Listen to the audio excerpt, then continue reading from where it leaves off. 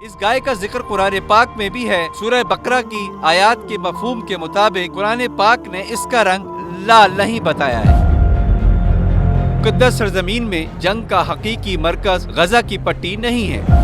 حضرت موسیٰ علیہ السلام نے بنی اسرائیل کو اسی دن ذبح کرنے کا حکم دیا تھا۔ لال گائے ذبح کرنے کی تاریخ بھی سامنے آ گئی۔ کیا آخری مارکے کا وقت آ گیا؟ اسرائیل میں بڑی تیاری شروع۔ قبلہ اول مسجد اقصی خطرے میں، لال گائے ذبح کرنے کی تاریخ بھی سامنے آ گئی۔ امریکی جریدے نیوز ویک کی چونکا دینے والی رپورٹ جاری۔ رپورٹ کے مطابق یہ کہا جاتا ہے کہ یہ وہ جگہ ہے جہاں دنیا کا آغاز ہوا تھا اور شاید یہیں اس کا خاتمہ بھی ہو۔ مقدس سرزمین میں جنگ کا حقیقی مرکز غزہ کی پٹی نہیں ہے، جو اس وقت اسرائیلی حملے کے زیر اثر ہے۔ یہ بیت المقدس سے چند میل دور زمین پر سب سے مقدس اور سب سے زیادہ متنازع پہاڑی کی چوٹی پر ہے۔ اس جنگ نے مذہبی کشیدگی میں اضافہ کیا ہے اور یہودیوں اور ان کے انجیلی مسیحی اتحادیوں کے ایک ایسے گروہ کو نئی حرکت دی ہے جو ہزاروں سال پرانے اسلامی مقدس مقامات کی جگہ ایک قدیم معبد کی دوبارہ تعمیر پر آمادہ ہیں۔ یہ ایک ایسا مشورہ ہے جو نہ صرف فلسطینیوں اور مسلمانوں کو دنیا بھر میں بلکہ اسرائیل اور دنیا بھر میں بہت سے یہودیوں اور ساتھ ہی مشرق وسطیٰ کے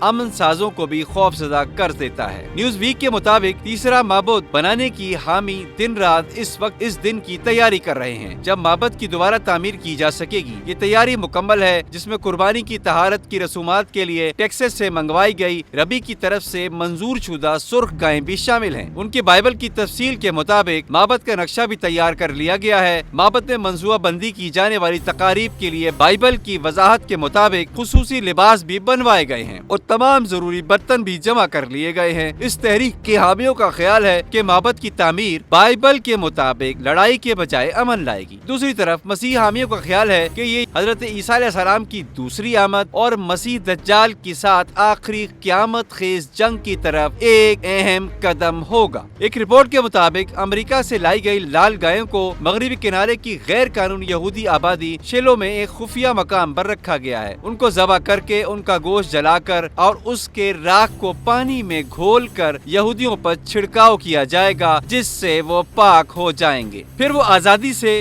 مسجد اقصی کے کمپاؤنڈ میں جا سکیں گے اور اسے توڑ کر اپنا تیسرا معبد یعنی ہیکل بنا سکیں گے۔ اسرائیلی چینل 12 کے مطابق امریکہ کے شہر ٹیکساس سے 5 گائیں لائی جا چکی ہیں جن کو جینیٹنگ انجینئرنگ کے ذریعے تیار کیا گیا ہے۔ یہ 5 گائیں پچھلی جنوری کو 2 سال کی ہو گئی ہیں اور تیسرے سال کی عمر میں داخل ہونے کے بعد ہی ان کو ذبح کیا جا سکتا ہے۔ یہ کام بیت المقدس میں واقع جبل زیتون پر جو مسجد اقصی کے سامنے ہے عمل میں آئے گا۔ اس کے بعد مسجد اقصی کو شہید کر کے تیسرے معبد کو بنایا جائے گا۔ پھر یہودیوں کے اعتقاد کے مطابق حضرت مسیح علیہ السلام آئیں گے جو ان کو بچائیں گے اور دنیا بھر سے یہودی اسرائیل آ جائیں گے۔ یہودی کیلنڈر کے مطابق اس گائے کو 2 نسیان کو یا اس کے بعد ذبح کیا جا سکتا ہے۔ یہ تاریخ اس سال 10 اپریل کو پڑ رہی ہے جو کہ عید الفطر کا دن ہے۔ یہودیوں کے اعتقاد کے مطابق حضرت موسیٰ علیہ السلام نے بنی اسرائیل کو اسی دن اس لال گائے ذبح کرنے کا حکم دیا تھا۔ اس کے بعد سے اسی دن یہودی تاریخ میں 8 دفعہ لال گائے کو ذبح کیا گیا ہے۔ حضرت موسیٰ علیہ السلام کے زمانے کے واقعے کو ملا کر یہ عمل اب تک صرف 9 بار کیا گیا ہے۔ آخری بار 2500 سال پہلے دوسرے معبد کو بنانے سے قبل یہ رسم ادا کی گئی تھی اور اب اس کو ذبح کرنے پر یہ عمل 10ویں بار ہوگا۔ اس گائے کا ذکر قرآن پاک میں بھی ہے۔ سورہ بقرہ کی آیات کے مفہوم کے مطابق قرآن پاک نے اس کا رنگ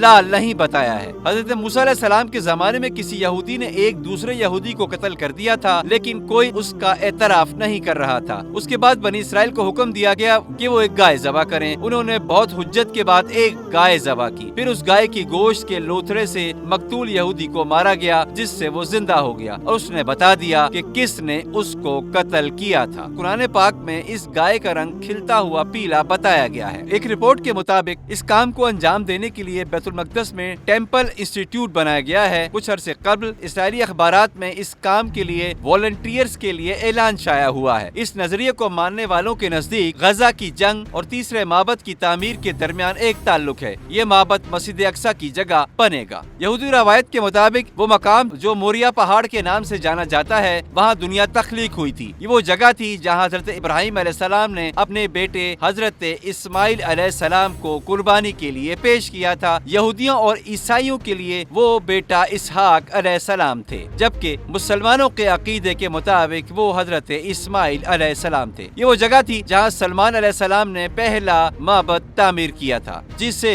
586 قبل مسیح میں بابلیوں نے تباہ کر دیا تھا۔ خیال کیا جاتا ہے کہ دوسرا معبد 70 سال بعد تعمیر کیا گیا تھا، وہ معبد جس سے مسیح یہ مانتے ہیں کہ حضرت عیسیٰ علیہ السلام نے سرافوں کو نکال دیا تھا۔ یہ معبد کی دوبارہ تعمیر کی صدا مذہبی یہودیوں کی روزانہ کی دعاؤں کا حصہ ہے۔ ٹیمپل انسٹیٹیوٹ کے ایک ڈائریکٹر نے نیوز ویک کو بتایا کہ اس تحریک کو جتنی حمایت اب حاصل ہے وہ اس سے پہلے نہیں تھی۔ در حقیقت غزہ میں بڑی حد تک ٹیمپل ماؤنٹ پر ایک جنگ ہے، تاہم فلسطینی خبردار کر رہے ہیں کہ ایسا کوئی قدم پورے مشرق وسطی کو جلا دے گا۔